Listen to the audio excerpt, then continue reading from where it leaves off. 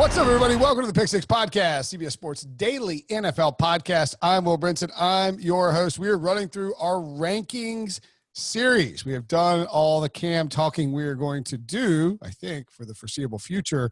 If you want, you can go and check out a lengthy article. I actually wrote something for the first time. I mean, it's, I remember when, like, you would hear people like, oh, like, I'm going to podcast. I don't have time to write. It's like, well, that's pathetic. And now I do the same thing. I don't write much. But I wrote a long article about Cam Newton. Had a bunch of stuff I wanted to write about Cam and how he'll be with the Patriots. So check that out. While you're clicking around, go to Twitter at Pick Six Pod, and somewhere on there, or you can go, I'll have it on my Twitter account at Will Brinson, and we have a link to our YouTube page. It's just a specific YouTube page for the Pick Six Podcast. You can watch every podcast. So apparently, I'm going to have to stop wearing the same shirt 3 days in a row, because people will notice that based on the timing of when those things are posted. The next couple of days and weeks, we'll be doing rankings. It's off-season content. And to rank some running backs, got Patrik Walker, the man with no C in his first name. No C. Voice of the Star on Twitter. What's going on, buddy? Doing great. Will, how's it going, sir? I'm doing awesome, man.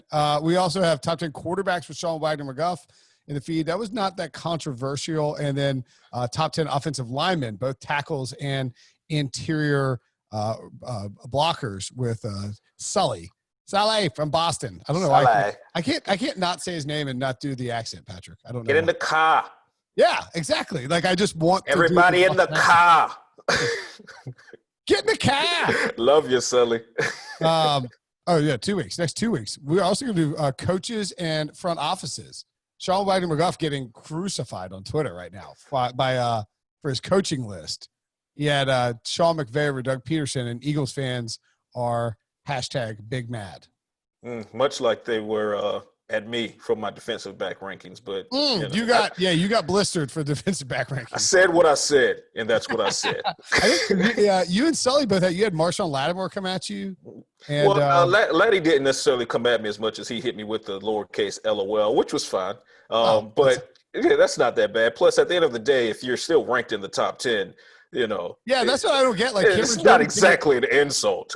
Like, Cameron Jordan came at Ryan Wilson. He's like, "Oh, are you serious, bro?" It's like, well, I mean, are you Listen, serious? I had it got so out of hand. I had Will Parker.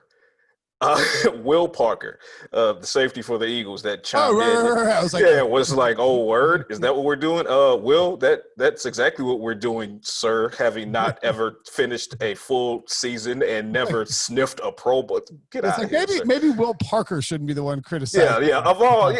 Will Parker, let's just sit this one out. Debo, or Will Parks. That's how Parks. There you go. Hey, look, there you go. Parks, exactly. Parker, tomato.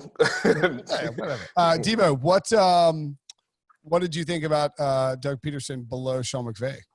I mean, rightfully so. Sean is getting crushed. I know Eagles fans, they do the two matchups head-to-head, and the fact that the Eagles have won a Super Bowl and beat Bill Belichick, and Sean McVay was clearly outcoached by Bill Belichick, while in Super Bowl 52, Peterson outcoached Belichick. So I get it in that sense. If it's entering 2020, it's probably closer, but if you're weighing the past, it's got to be Peterson. Yeah, that's what I don't get. Sean's like, it's for 2020, and he's like, of course, I'm taking the full body of work. And he just points to winning percentage. I don't know. I think you go Peterson there. I think you have to go. Like, you just have to give the nod to the – also, I thought it was ridiculous that Frank Reich, I guess his record isn't that great, but like, I think Frank Reich should be in the top 10 personally. It was interesting when Pete Prisco, we were texting about this, and he was like, Mike McCarthy should be in the top 10. And I think he might have a case if it's for 2020. I was going to say. I was like, well, Pete, he just got fired. So. He got fired. He had a year off. So he hasn't coached. Right. So his last two seasons in the NFL include one not in the NFL. So kind of hard. But that's the dangerous thing about these rankings, Patrick, is that you are inherent. Like, I think they were all for 2020. So, like, you could say whatever the hell you want. Like, you could be like Deshaun Watson's the number one quarterback. And people will be like, well, that's the dumbest thing I've ever heard. You're like, well, it's a projection. And if I'm wrong, come back at me in a year, Right, like, right. And so that should have been everybody's argument. It's like, this is for 2020. Leave me alone. I'm muting you all. Right. And Another thing about it is people see top 10, and if the name is not in the top 10, they're assuming you're saying that person is the 1,000th ranked person at the position, and that may not be the case. You look at my safety rankings, for example, my top 10 safety rankings. Eddie Jackson was number 11. So if you're number 11, guess what? You're not going to be on our HQ graphic. Top 10 list. Exactly. Right. So suddenly I was saying, or I was implying, as Bears fan would have you believe, that Eddie Jackson was trash. That's far from the truth. Right. He just fell out of the top 10 right at number 11. So like Von I wrote in the Miller, article, it's not a top 11 or 12. It was a top 10. Von Miller was top 10, 11th edge rusher for Ryan Wilson. And the guys who run the HQ account are like, at Von Miller, where you at on the time? It's like, what are you doing? Right. Why would you poke that bear? Why would you poke that bear? Like, I know. Let that bear stay hibernated. Like, come on. If he finds it, he finds it. He doesn't need to know about it. Right. Now, having said that, I am going to blast your list because you have Dalvin Cook 10th. My guy, Dalvin Cook. Hey, I have him 10th for a reason. Why do you have him 10th? What has he done outside of 2019? Well, but is this for 2020? All right, so the criteria is now. Keep in mind, because as you know, this is important. It's important. Right, you've gone through all of our lists, and the criteria is a sliding scale depending on who the author is. So my criteria for these running backs, that's a problem, by the way. Agreed, because it creates some not your inconsistency. problem. That's just a problem. Right, but for my ranking for the running backs, you're not purely looking at 2020, but you are taking into account the potential of what they can do in 2020, be it in their current system or their new system, like someone like Todd Gurley, for example. But you're also looking at the body of work. So with me, I'm including and weighing the body of work. And when it comes to weighing the body of work, I love what Dalvin Cook did in 2019. Career best season. He showed that he is a top 4, I'll say, running back in the NFL based solely off 2019. But when you look at 2018 and you look at 2017 and you start weighing that against some of the other guys that were ranked ahead of him, what does Dalvin Cook have that he can weigh up against someone else's resume?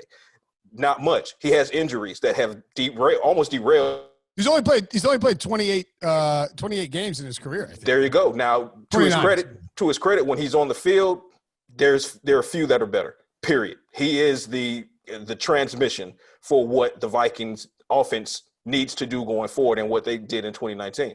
But you look at someone like Todd Gurley. Yeah, Todd Gurley is coming off of a downturn. Todd Gurley on your list is 9th, by the way. He is 9th. And that's like if I'm doing 2020, I'm taking Dalvin Cook over Todd Gurley all day. Right. But I understand your point on Cook, and I do think that with Cook as well, it's like, are you really asking for a new contract? And that I have a problem with that as well. And let me be clear in that I don't have a problem with any player asking for more money if they deserve those, that payout. I'm player over team 10 out of 10 times, but it's also within reason. And Dalvin Cook, there was a report out a couple weeks ago that he wanted a deal that was equal or greater than Christian McCaffrey, who is the highest paid running back in NFL history, for good reason. Sure. And then, again, you look at Dalvin Cook and you say, well, what are you basing this off of, Dalvin? Are you basing this simply off of your potential or your body of work and your potential? Because you don't really have a body of work outside of 2019. It's not too early for him to ask for an extension, in my opinion, but it is far too early for him to start trying to get around Ezekiel Elliott numbers as far as contractual wise, Christian McCaffrey, or ultimately what Saquon Barkley is going to end up getting, I think, as early as 2021. So Dalvin Cook, talent wise, could be higher on this list, but he hasn't done enough to warrant me sliding him upwards from 10. Now, it was a close call even putting him at 10, but, because I had the Alvin Kamara stands coming at me and saying, well. You don't have Alvin Kamara on this list? I don't have Alvin Kamara on this list. What? Kamara, you know what? Remember we were talking about it's not a top 11? Kamara was 11th. And Kamara got bumped for your guy, for Cook. Kamara got bumped for Cook, so you can't have it both ways on my list, Will Brinson. Which would you have, Kamara or Cook? Look, I'll say this.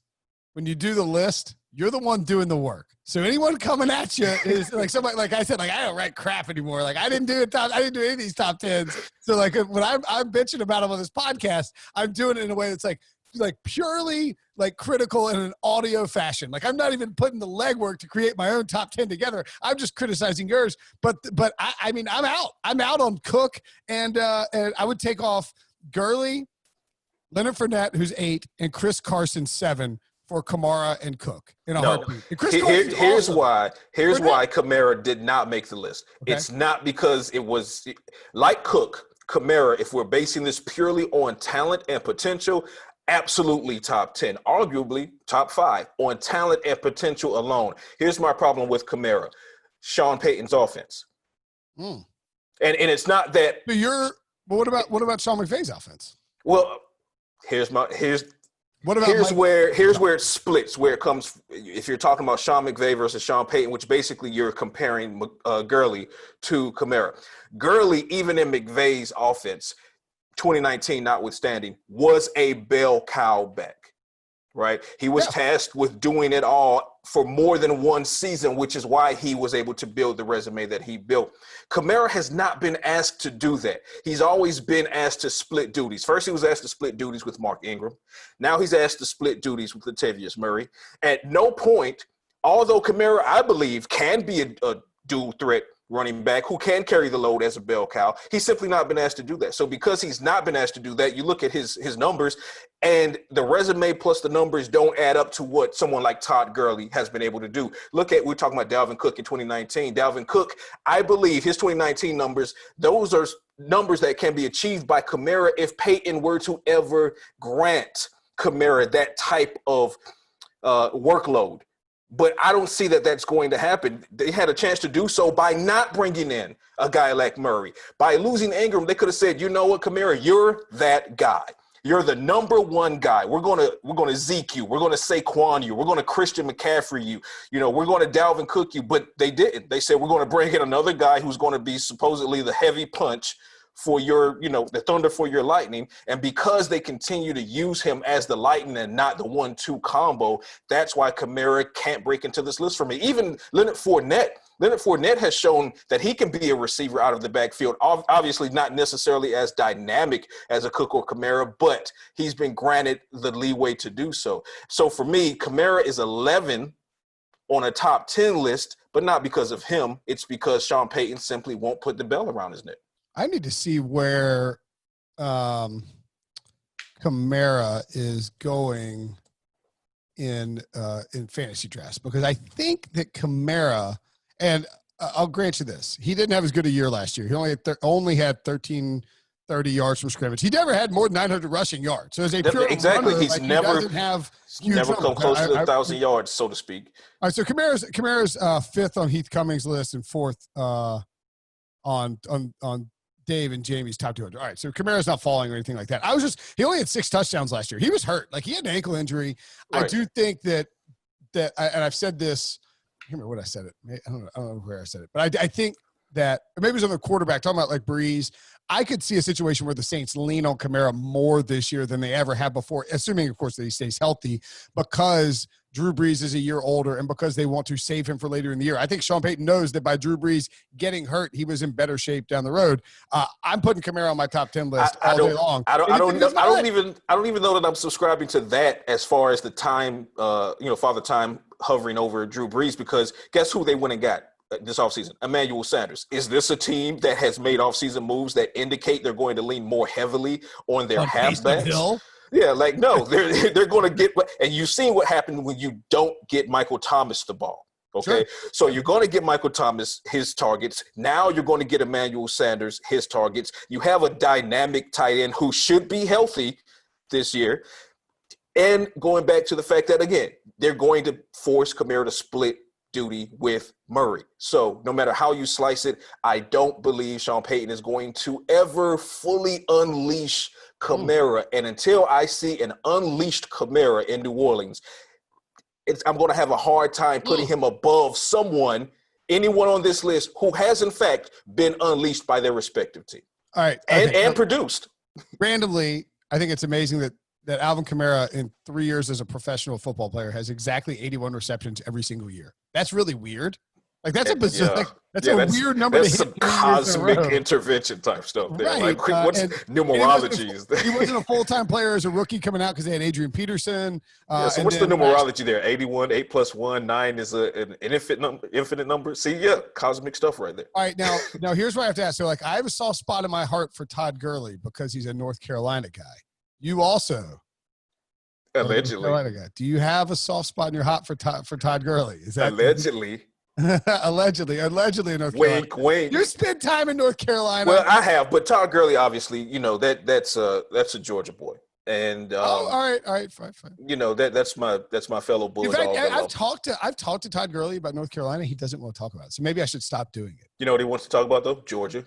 Yeah, about Georgia, he will talk about it. I'm like, and I know some, and I had some friends that saw this list, and they said, "Oh, well, you're being a Georgia homer because I put Gurley and Chubb on the list," and I don't even feel that Chubb in a minute, but that should not even be debatable. But when it comes to Todd Gurley, you're looking at his body of work. You're looking at it. Let's look at the narrative, for example. So the narrative on Todd Gurley is that supposedly he's washed. He has reportedly arthritis in his knee. We've never seen anything substantial. Oh yeah, actually, no. I want to ask you about this because you wrote that. You said that you think you wrote this, and I don't know. I'm not trying to imply anything based on what you wrote. So I'm asking you instead about it. Like you said, you think that what happened last year with the Rams and Gurley is more about. Didn't I read this right? A split between McVay, a rift between McVay and Gurley, and not Gurley's knee. Is that what you're saying? That is what I'm saying. I've had conversations, and with those that have knowledge of the situation, and every time I've had these conversations, I'm completely steered away from any insinuation that there's anything wrong with Todd Gurley's knee. You think Todd Gurley is completely healthy? I think he's as healthy as he needs to be a Pro Bowler. Okay, so what? Okay, all right. Okay, this is interesting. What do you expect from him in Georgia, in Atlanta? We're going back to what we talked about with Alvin Kamara and how he wasn't unleashed and how he wasn't that bell cow back. Todd Gurley has in fact been that bell cow back and produced and proven at a high level that he can be that guy, which is why he's on the list and Kamara is not. He was arguably the best player in football in 2007. Yeah, exactly. Going into Atlanta, I think that the Falcons, their current offensive setup is one that is going to require Todd Gurley to return to prime form, to all-pro form. And I believe that he's healthy enough to do just that. So he's not only healthy enough to do that and have a resurgent year, but he's going into a system that's going to require that he do so. Obviously, you're looking at a team in Atlanta that shifted out a previously highly paid running back, and they're bringing in another, but they're only bringing him in on a one-year deal because they want him to prove it. Todd Gurley has the added incentive of being home and wanting to prove on his home dirt in Georgia that he's not this, bum-wheeled running back who the Rams were right to give up on too early in the contract. And then you saw on the back end of that, after the divorce, after they released him, you saw some of the what I'm implying or straight out saying as far as the rift between Sean McVay and Todd Gurley. Just look at how Gurley approached the organization when he felt like his direct deposit wasn't on time. Like, it was a little surprising, honestly, because he's a quiet, reserved guy. Which means at a certain point, the cup runneth over. And that's pretty much what I'm getting at here. Todd Gurley was not happy with the Rams in 2019, and it showed because there was more than one occasion. They gave him too much money. That was the problem. They gave him too much guaranteed money. That's another conversation because running backs matter. By the way, our colleague, John Breach, has reported, and I know I'm not going to I know that John Breach got this from a very well-placed source, that Todd Gurley's knee was a problem. Now, it was a well-placed source with the league and I believe the team side, not the player side. So that, that's always something. From the non-team side, I'm told that was a non-issue, but it was a non-issue in the aspect of what Todd Gurley could do on the field. Now, it was an issue in the aspect of Todd Gurley felt that it was a non-issue. However, the Rams felt that it was an issue, and that's what led to Sean McVay scaling back the utilization of Todd Gurley, which then led to a rift between the two sides because Gurley wanted to play more so that he could reestablish himself as a premier back. Sean McVay saying, yeah, maybe we should scale back your workload. And things began to escalate to the point where ultimately they divorced by way of release. And now Todd Gurley is saying things like, hey, you're late on my payment. Where's my money? Things that you would have never thought a reserved personality like Todd Gurley would say. But the fact that he's saying that when you see smoke, there's fire. Okay. There was definitely fire on the way out. But when it comes to Gurley, I'll still take Dalvin Cook. And Alvin Kamara. But it's your list. Leonard Fournette ahead of Gurley. Fournette, I think, would be because of the back end of Gurley's career with the Rams. So because of the 2019 with the Rams, which I believe is more attributable to McVay than Gurley necessarily. But again, you have to weigh these things evenly. And if I'm going to weigh it like that for someone like Kamara, then I have to weigh it like that for Gurley as well, which is why Fournette is ahead of Gurley, because Fournette on a very, very bad Jaguars team was still putting up numbers. Fournette actually, he got crap for his. I mean, it felt like people were like, Fournette last year, he had his best year of his career last year. Exactly. Quiet as it's kept. Yards. Quiet as it's 24. Kept. Quiet as it's kept. So, and that's why I would have been remiss. Kept a Southern saying? Is that? It is. Okay. B-Mac says that too. I think it is a Southern thing. It's one of our colloquialisms. We've talked about that before, yeah. Yeah, it's one of our things. But feel free to, I mean, you're in the South. You're in North Carolina. Well, hybrid South. You're South enough. I guess I'm in North Carolina. You're South enough. Yeah, South enough. Shouts out to the Triangle. I love the Triangle. Shout out Triangle. So Fournette at 8, Carson at 7. The Carson thing, I would say. Ooh, I know that bothered some folks. Yeah, I mean, Chris Carson. And I don't care. It's not look, he has 2 great seasons back to back. He's a little dinged up coming into 2020. And it sounds like they drafted DJ Dallas in the 4th round. They just signed Carlos Hyde. They have Rashad Penny, but it doesn't sound like Rashad Penny, based on what, sort of the vibe around the team. Rashad Penny probably not going to see a ton of carries this year. Right. It does feel like they're going to wear down Carson and just let him in his contract year, just run him into the ground. So it may be the way that the Jaguars will with Fournette.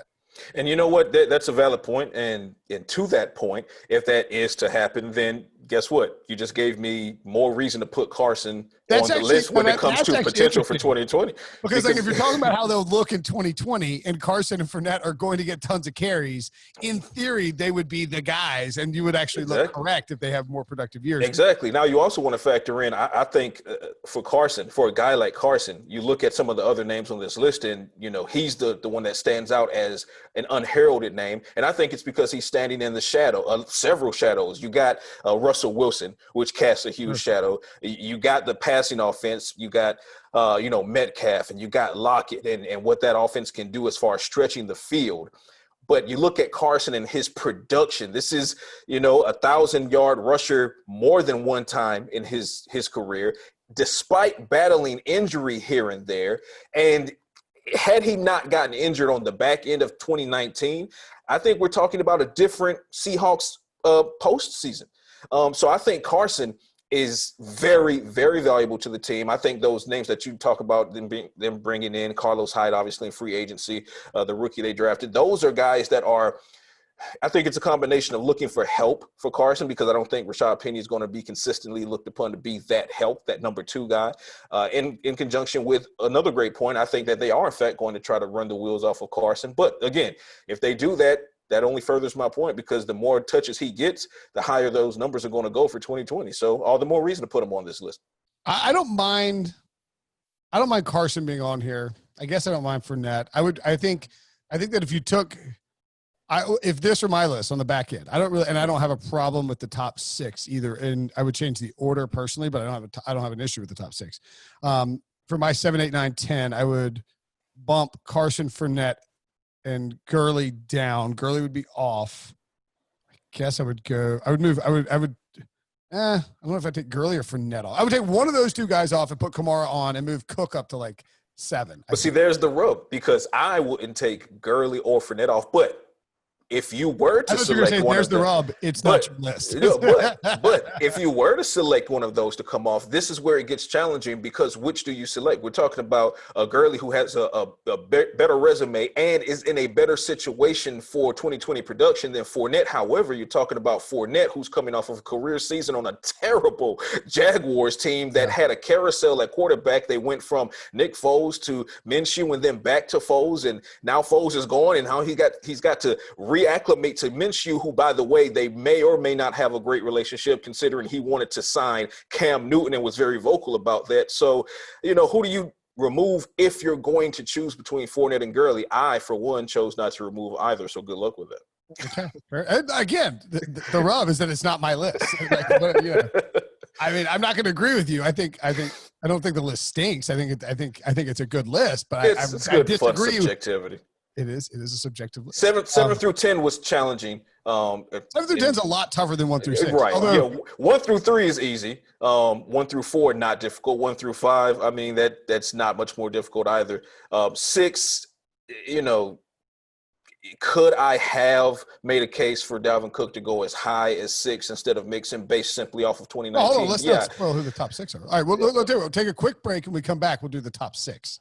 Technically, we're going to do top 5 after the break, but I think that Joe Mixon, who's number 6, I don't know how high Mixon could go on this list. And Mixon wants to get paid too. There's a possibility he's going to hold out.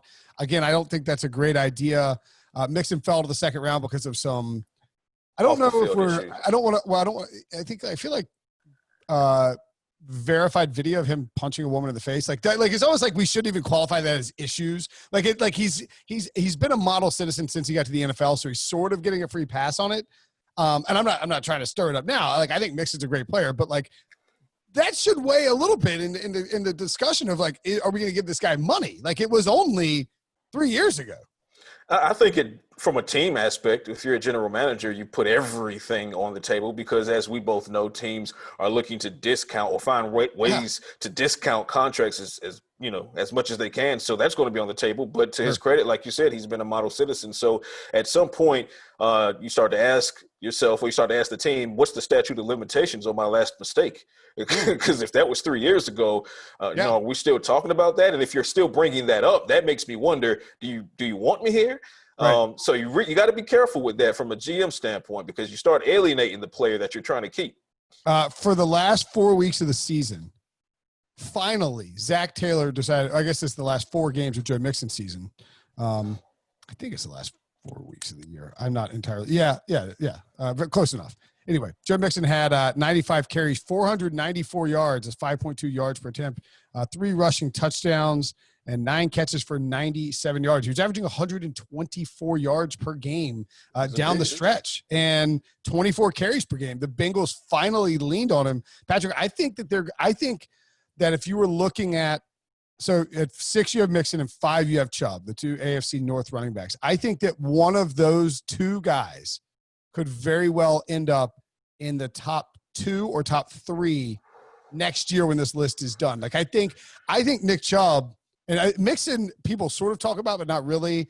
They're getting Jonah Williams back. Joe Burrow's an upgrade. But they're going to lean on the run game, in my opinion, with Burrow there because you don't want to put it all on a rookie quarterback if you can help it. They would love to run the ball effectively, I think. And they learn that Mixon can be a bell cow. If he is in camp and they don't have to go to Gio Bernard, I don't think they will. Again, Mixon has to report or else he loses a year. He's not going to do that considering he's a second-round pick, so he doesn't have a fifth-year option. I really think Mixon and or Chubb could lead the league in rushing this year pretty easily. I don't disagree with that. I think when it comes to their placement on the list come 2021, the reason I have a difficult time seeing them crack into the top 2 or 3 is because you'd have to look at it from a macro standpoint. Now, if you're talking about the top 2 or 3, now you're talking about, not simply rushing yards, but you're also talking about, yards from scrimmage. Yeah. You're talking about touchdowns from scrimmage. You're talking about what is their value ultimately to the team in 2020. Now, you make great points. When it comes to Cincinnati, the romantic side of the fan base would love to believe that Joe Burrow was going to go out there and throw for 5,000 yards and 50 touchdowns. But that's just simply not going to happen. The reality is there's going to be a learning curve, and, he's going to have to, absorb that. So you're going to lean on Mixon again. And I noted that in the ranking. Nick Chubb, when it comes to the Browns. Cleveland, which Baker Mayfield are you going to see on the field come 2020? Are you going to see the guy who was lighting up the scoreboard and a highlight reel as a rookie, or are you going to see the one that regressed under Freddie Kitchens? And was it solely because of Freddie Kitchens and frustrations that then came, out of that? But until you figure it out, guess what? You're going to lean on Nick Chubb, who has been an absolute animal. I mean, the guy was almost a 1,000-yard rusher when he had to split duties.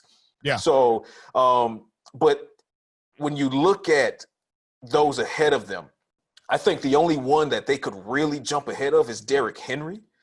And I say that because I wonder if the Titans are going to try to force the offense more on Tanny now that they've given him that contract, as opposed to going to what worked for them in 2019, which was to just play it week by week, ear by ear. Maybe Tanny is on this week and you let him take over the game. But if not, you're totally fine with him passing for only 150 yards if Derrick Henry gets 250 yards and four rushing touchdowns.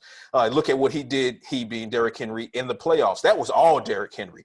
That was all Derrick Henry in New England. That was all Derrick Henry in Baltimore. Now, if that Derrick Henry is allowed to, play his brand of football, and that also includes them utilizing him as a receiver as well, which is what they did more so of in 2019.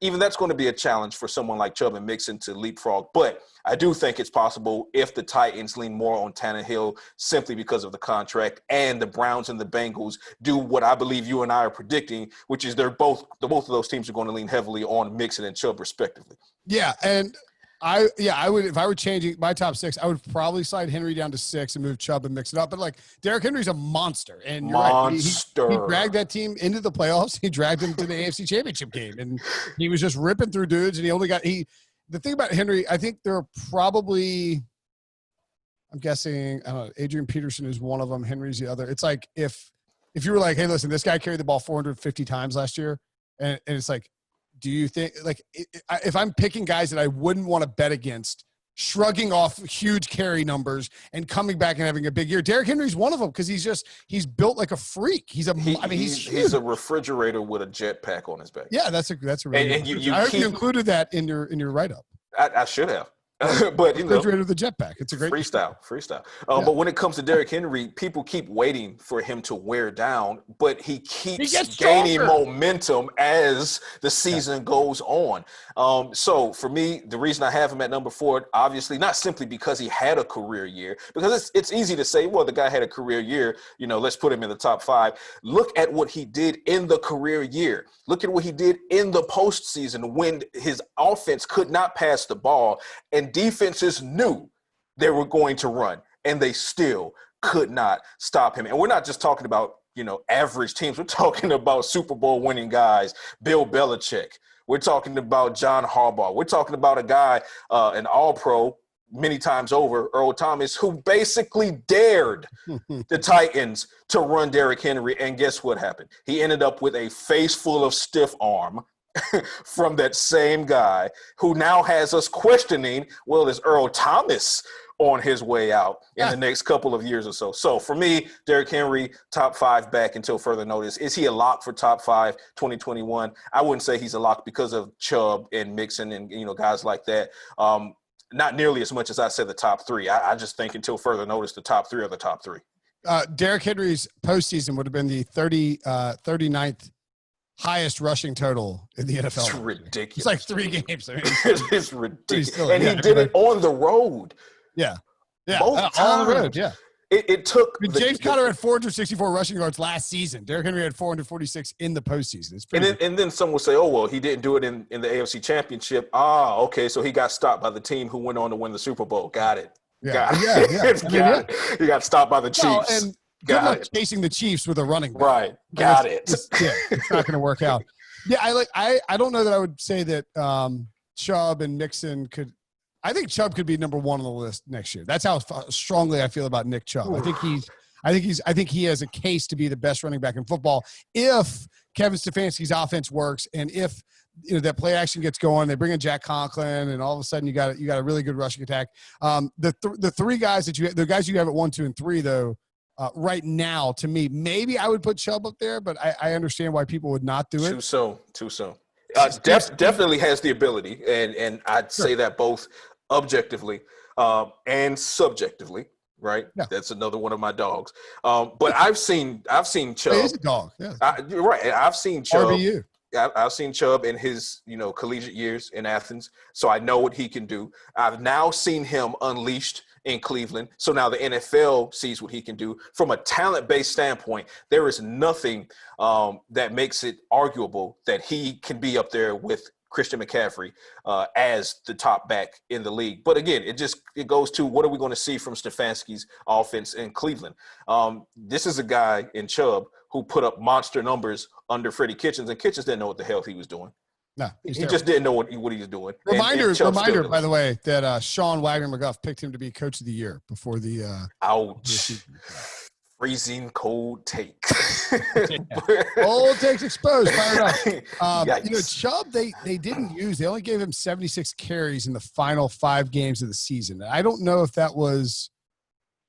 I don't know if that was more Kareem Hunt. It was by design to sort of ease Chubb. Chubb only had 2 games where he had more than 21 carries. He had 27 against Pittsburgh in a 21-7 win, and he had 23 against the Rams in a loss. He only had 20 carries in that Baltimore game, where he had 165 yards. Like, they were sort of careful about how they use him. I guess I wonder, because you saw Freddie Kitchens and Mike Zimmer. Not Freddie Kitchens, Kevin Stefanski and Mike Zimmer last year with Dalvin Cook and Alexander Madison. They would relieve Dalvin Cook. Like, they wanted to make sure Cook, who's been injury prone, didn't get above a certain number of carries. I just wonder how much of that we might see from Stefanski with a new team when he has Kareem Hunt on the roster as well. And that would prohibit Chubb from getting into that top 3 if they decide to split carries or utilize Hunt more in the passing game, et cetera, et cetera. Like, that's, but then you have to factor in the off the field issues with Kareem Hunt. Sure. And unlike Mixon, Kareem Hunt has not been the model citizen for the past few seasons. So you're always going to have that factor going forward for Kareem Hunt that says, hey, is he going to end up being a victim of an NFL suspension or some type of NFL probe that's going to be distracting to what he's doing mentally or trying to do mentally on the field? And that's going to have to be a variable that Stefanski competes with going forward. So I think that, in a situation that you're describing, if he was looking, he being Stefanski, if he was looking to pitch count Nick Chubb, then it's going to be difficult for Chubb to crack into that top 3, even though talent-wise, he definitely could be in that conversation. But when it comes to Kareem Hunt, I mean, he was barely retained this offseason, barely retained. I mean, obviously he's on the tender, signed the tender, but he also had some offseason issues in 2020 as well. So you just don't know what you're going to get with Kareem Hunt. So you can't really project justifiably that he's going to be there for the full 16-game slate in a capacity that's going to allow Stefanski to scale back on Chubb. Theoretically, it's definitely a possibility, but realistically speaking, looking at the career of Kareem Hunt, the arc is not trending upwards. It's trending in the opposite direction that it should be. So I think that Chubb's still going to be that bell cow back eventually, even if Stefanski experiments with the pitch count in the first few weeks or so. I think eventually Chubb is just going to be so dominant, and Kareem Hunt might have another issue or two, or he might just simply not be as focused. We've seen that from Kareem Hunt in his time in the NFL. And, they're just going to lean heavily on Chubb, and he's going to do what it do, baby. His over-under on an offshore is 1,300 rushing yards. I think it's a monster. Yeah, it's the highest I can find. I don't see what he is to lead the league in rushing. If you can find that, I would take Nick Chubb to lead. Chubb can absolutely, and you can mark me down for this. If they don't pitch count Chubb and they allow him to do what he does, and if Baker Mayfield is not, operating at a Pro Bowl tilt in 2020, put me down for Nick Chubb at 1,700, 1,800 yards from scrimmage. Like, I think that he's going to tap dance around that 2,000 yard from scrimmage mark. And that's when we really start asking ourselves, hey, is this guy right there with Christian McCaffrey? And I think that he can be. Okay. And Christian McCaffrey, number 1 on the list, no surprise. Number 2, Zeke Elliott. Number 3, Saquon Barkley. I think that is how it would. I think that is. I don't know if. I think Saquon might be 2, and I knew you were going to say it.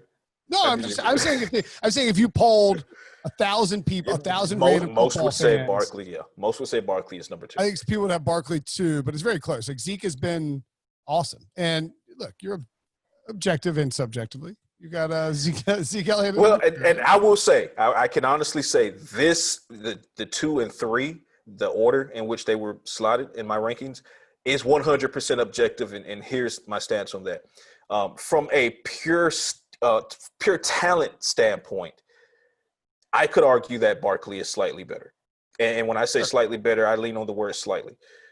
Because Ezekiel Elliott, we've seen that he can be a threat out of the backfield as a receiver, just as he is, out of the backfield as a runner. But body of work, okay? Ezekiel Elliott, for those that are saying that he took a step back in 2019, my question is where? Where did he take a step back? A Cowboys offense that instantly became statistically, he did take a step back, but like to what? Overall value, overall impact. Yards? Yeah, and I noted that in the article. If 1,300 yards rushing is a step back, how far ahead of the curve was he initially in order for us to view that as a step back? And now you compare that to Saquon Barkley, and to Barkley's credit, he's playing for a poor Giants team that's still trying to figure some things out. And now here we are in 2019, they switched over from Eli Manning to Daniel Jones. Daniel Jones fired out of the gate before floundering. And I say floundering not to say that his career is over, but floundering in that rookie learning curve, early to middle of the season. I think Daniel Jones is going to be a solid to more than solid quarterback for the New York Giants, but he had the rookie growing pains. Saquon Barkley still delivered much in the same way that Nick Chubb delivered for the Browns in a situation where their young quarterback and Baker Mayfield were struggling, similar to how Fournette was delivering when Minshew began struggling. I know that's your guy, mustache macho man. But, much in the same way those guys were delivering for their teams, you have a guy like Saquon Barkley who was delivering as well. So obviously Barkley is still Barkley. He's an animal. He can deliver 2,000 yards from scrimmage, rolling out of bed without even stretching. I don't think, though, that apples to apples, that Barkley is better than Zeke. But again, we are talking about the thin or the thickness of a mole hair between the two. Ew. Yeah. Which reminds me of that old Seinfeld episode. Where that's a Southern colloquialism too, I think. The mole, yeah. The mole hair. Or the Austin Powers moo. Mole. But yeah, I'm still taking Ezekiel Elliott over Saquon Barkley by a thin margin, and I think that margin goes to resume. 2-time NFL rushing champ, All-Pro, obviously, Pro Bowler almost perennially at this point. And now he's operating under an offense that is pass first under Kellen Moore's new offense that saw Dak Prescott almost take 5,000 yards passing.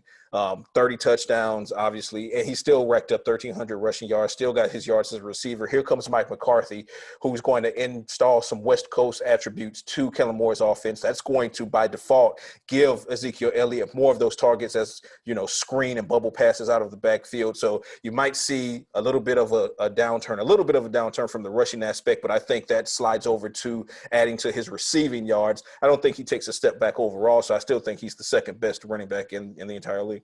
I think one of the things that people don't mention enough with Zeke is that dude doesn't miss time.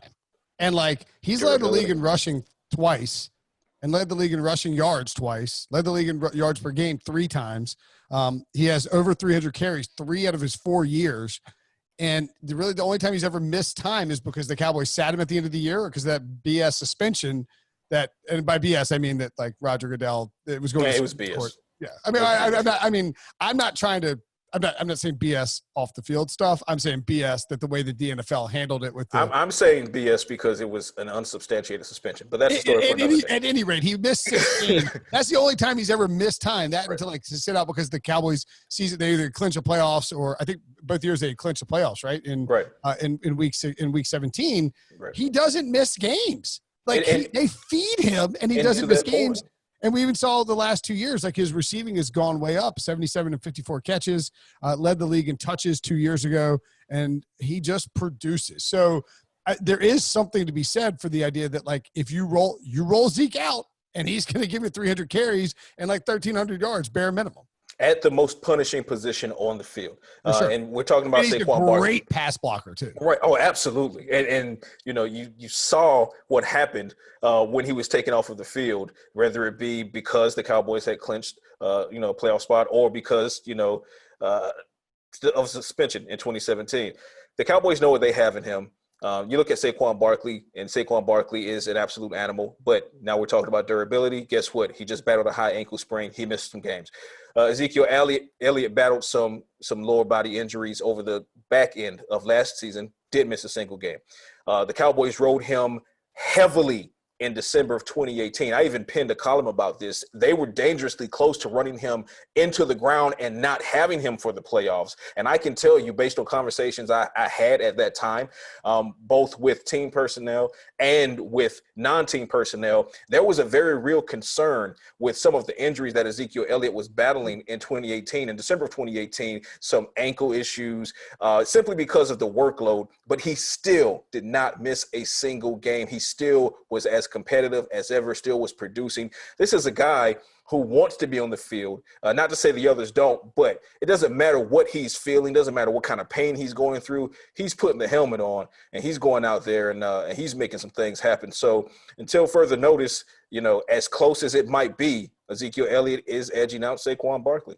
All right, and then CMC at number one. I think you make a case that in 2020 he won't be the best running back, but I mean his 2019 was ridiculous. He led the league in yards from scrimmage. Wait, no, I'm looking at Saquon Barkley. I was like, what? That's not right. Christian McCaffrey led the league in yards from scrimmage last year. I was like, 2018, he only had 1,400 yards. He had almost 2,400 yards, 400 plus touches last season, 19 touchdowns, and still not 300 carries. It's crazy. I mean, I give the Panthers credit because they've done a good job of limiting over his first 3 years his number of carries. And Football Outsiders has done a study that shows that carries are infinitely more damaging to a running back's body than touches per se. And so, like, if you lead the league in touches, but you have 116 catches, that's a lot less wear and tear than grinding through the tackles. Although McCaffrey can obviously do that. 15 rushing touchdowns. He was a beast at the goal line. I mean, they gave him a bunch of money. He's only 23. He's a special player. I don't think anybody in the world would argue with him at number one. And I don't think that you could argue that he won't replicate his success from 2019 to 2020, outside of saying, well, they've got Teddy Bridgewater, and a healthy Teddy Bridgewater is going to be more mobile by default than an injured Cam Newton, and then ultimately, a rookie coming in trying to figure out, or even the second-year guy trying to come in and figure out how to win games for the Panthers, leaving the Panthers to just rely solely, for the most part, on McCaffrey. I don't think that they're going to solely rely on McCaffrey in 2020, which goes to your point. And so you might see a slight step back in his production, but that step back in production is definitely not going to be something that can be spun into a narrative of, CMC got his money, so he's right, relaxed, he's not necessarily that guy. He's still very much going to be that guy. But if the Panthers do scale him back because Teddy Bridgewater is, again, in the form that he was when he was first drafted by the Vikings, and he showed himself to be a dynamic starter when healthy and given the chance, then, yeah, you're going to see some scale back. But McCaffrey is still a 1,000-yard receiver. So I don't know, like, who the scale, like, we talk about it with who are their other weapons? For like Chubb, you have Kareem Hunt, and for Zeke, you have Tony Pollard. Like, what are they going to go with? Reggie Bonathan, Jordan Scott? Right. Like, what are you going to do? Right. Yeah. And their passing attack, you can't really look at the Panthers' passing attack and say that it's fixed. I mean, I think it can be fine, but it's not elite. Like, they're not going to just throw them all 700 times. And we're talking right. So if you're talking about someone like Nick Chubb, okay. So if Baker Mayfield gets to a Pro Bowl level under Stefanski, you're talking about OBJ. You're talking about Landry, Jarvis Landry. So and so forth and so on. So yes, the Browns, with a producing Mayfield, have a lethal passing attack. Right. Look at Ezekiel Elliott in Dallas, right? Dak Prescott, now they got CeeDee Lamb. You got Michael Gallup. You go and you lock up Amari Cooper. And then, of course, if Blake Jarwin is what I believe he is, which can be the playmaker that should have succeeded Jason Witten as early as last season, again, a lethal passing attack. You don't see that in Carolina. Right. So, I think that obviously Teddy Bridgewater is going to be good for them. But I don't know that he has the weapons outside of – I mean, you got DJ Moore, but do you have a compliment for DJ Moore, whose name is not Christian McCaffrey? I don't see it there. They're still trying to figure out the tight end situation. Yeah, they're trying to figure out the post-Greg Olsen situation at tight end, right? So that you still got some questions as a passing offense. So I think that, Bridgewater being there gives them a chance to lean less heavily on McCaffrey, which will be good for him in the long run. But not to, you look at that offense, they don't have a structure wherein you could say, oh, well, it's a foregone conclusion. I don't think it would be like some like not crazy get 2,000. Explosive passing attack in Carolina. Let's say if he doesn't get 1,000 and 1,000 again in 2020, maybe he gets 1,000 and 900. What are we talking about here? Yeah, I mean, they paid him. They're gonna lean on him. Like they're not gonna you're not trying to save his wear and tear. Now you're going to lean on him the way the Rams did with Todd Gurley back in the day. So we'll see how that or like the Browns might end up doing with Chubb. Sure, exactly. Because I think it's a foregone conclusion that Chubb is going to be the franchise back for the Browns. Okay. And so McCaffrey has his money, and the Panthers are going to want every penny of that. The first four guys, Henry, Barkley, Elliott, McCaffrey on your list, are going to get a crap ton of carries in 2020. Yes. All right. Tomorrow, top 10 wide receivers with Jared Dubin, I think. Dubin is he ghosting us, Debo? Did I forget to reach out to him? Chatting with him. It's just a run of podcasts all on Tuesday. So if everybody sees Will wearing the same shirt, that is why. Or it's because I'm not showering and I'm not changing shirts. Yeah, I was giving you the benefit of the doubt, but that's cool. Or because he got locked out of his office by his 6-year-old and he didn't have time to change shirts. That's true. That actually happened. My son locked me out of the office and gleefully told me, and then got in the car with my wife and did a little camp thing. All right. Patrik Walker at Voice of the Star on Twitter. Read him at cbssports.com. Of course, check out the top 10 list. It is in the episode description. Thanks, buddy. Thanks for having me, Will.